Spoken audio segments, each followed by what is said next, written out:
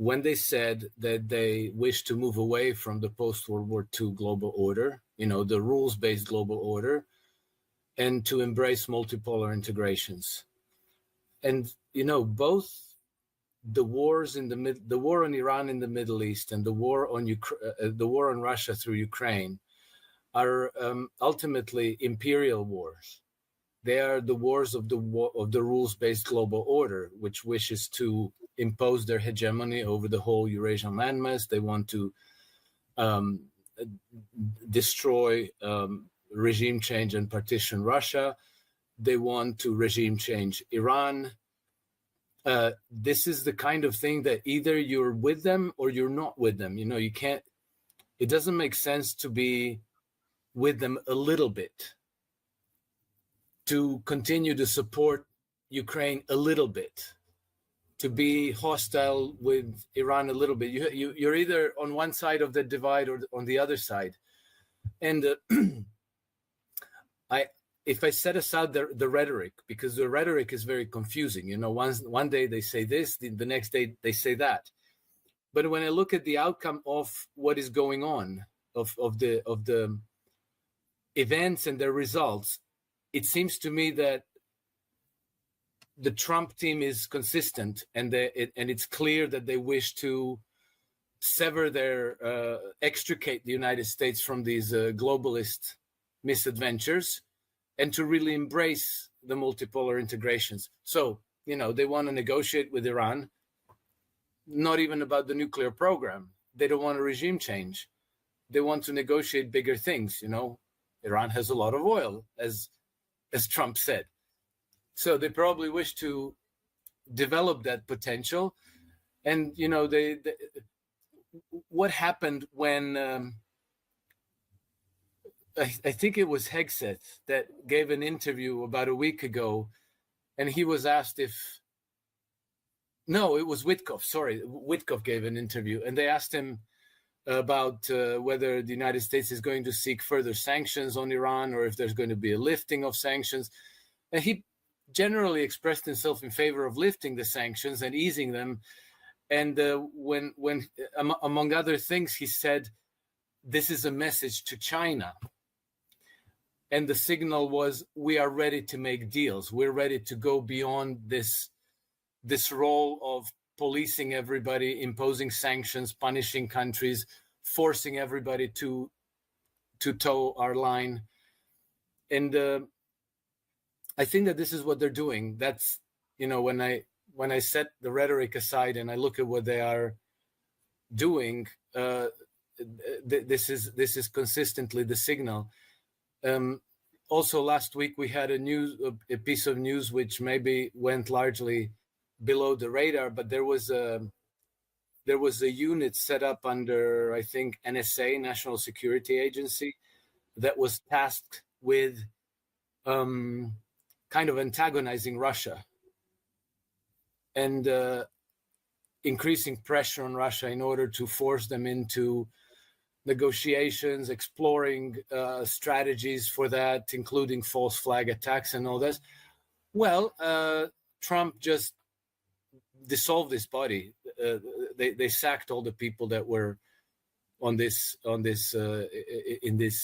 committee, and they discontinued it. So that's another signal saying that we're done with Project Ukraine. It's a lost cause.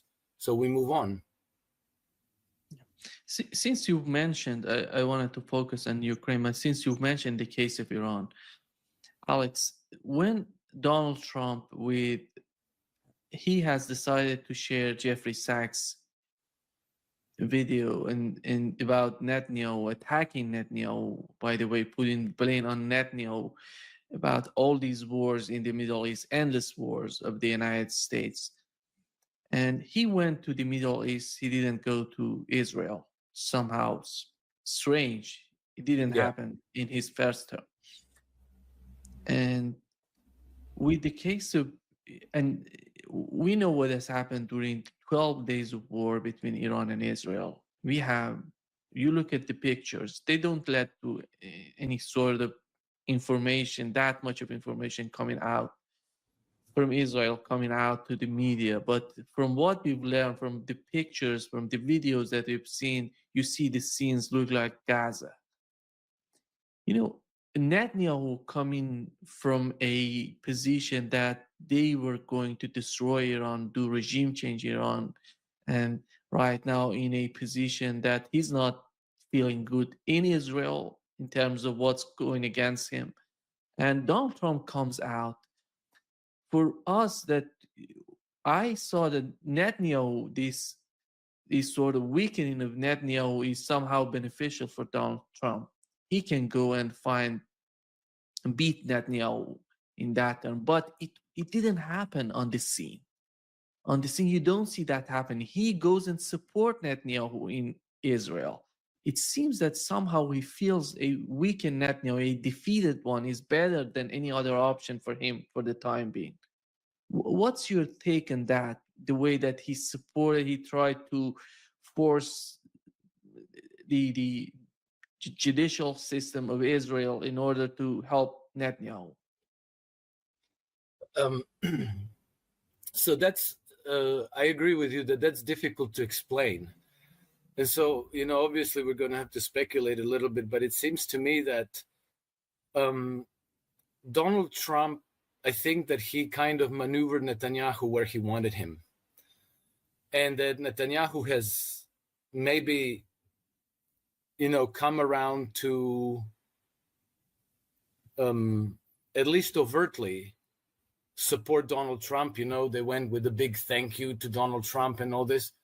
And so now if he's overthrown, if he gets impeached, then who knows what happens from there.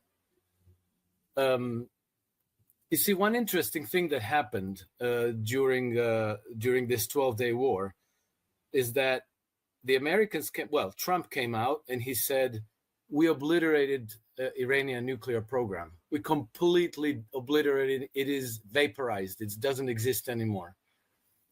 What has he done with this? He has removed the West's justification for war on Iran. Because, you know, they didn't really tell us that they want a regime change. They said, oh, we must remove the nuclear program because that's too dangerous and blah, blah, blah. And then, you know, the public in the West thinks like, well, you know, the Iranian regime is so dangerous. They invade somebody every 300 years or so, right? So they cannot have nuclear weapons. So you have a pretext to act, you know. So if you bomb them, then people say like, okay, well, you know, it's for a good reason, I guess. It's illegal, it's immoral, it's wrong, but, you know, it's for the greater good, so that the Iranians don't get a nuclear bomb, because then they're just going to bomb us all because they're so horrible and hateful and medieval and irrational. So now you say, okay, the nuclear program is gone. It's gone. It's like vaporized. So now there's no more pretext for war. And Netanyahu immediately jumped on this because he needed the political boost. You know, he needed to show a victory, a major strategic victory over the big enemy, Iran. So he immediately bought into this whole Trump project of destroying Iran's nuclear program. And now if he stays there in power, then I think that Trump kind of maneuvered him into accepting peace, into standing down, calling off further attacks on Iran, and now having to negotiate peace with Hamas. If they remove Netanyahu, then we're back to square one, because whoever takes over next might say, no, the nuclear program was not destroyed. We have to go back to attacking Iran, and no peace in Gaza. We carry on bombing them, and we carry on waging war till the end.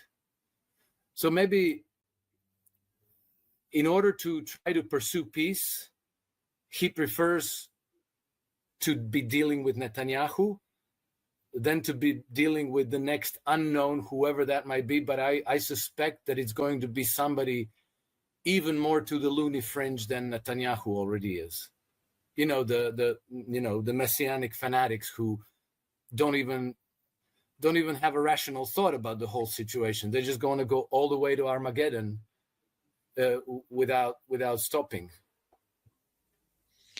Alex, what we've learned during the war and in the aftermath of the war and IAEA, with the situation with IAEA, Iran has decided to cut all these talks, communications between Iran and IAEA. And we know that Palantir was part of this AI system within IAEA to help Israelis, intelligence, and organizations, all of this. It's not just about Iran. It's about Russia, Iran, China, those countries that have nuclear program. It was a sign for all these countries that are somehow communicating in IAEA. How is that going to influence? Because it's not just about these people, it's about what's behind the scene, what's going on, what do they want from the nuclear programs in those countries.